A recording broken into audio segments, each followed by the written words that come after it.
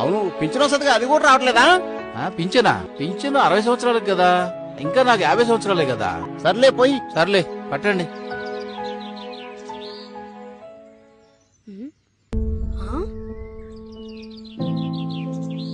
తాతయ్య ఒకసారి చూడు. ఏంట్రా నాకు చూపిస్తున్నావు? ఒకసారి చదువు తాతయ్య. నాకెందుకు ఇస్తున్నావురా? నాకు చదువు రాదు కదా. సరే నేనే చదువుతా విను. చదువు. 50 ఏళ్లకే బీసీలకు పెన్షన్ నెలకు 4000 రూపాయలు. చంద్రబాబు గారు గెలిస్తే తాతయ్య. మరి చదువు.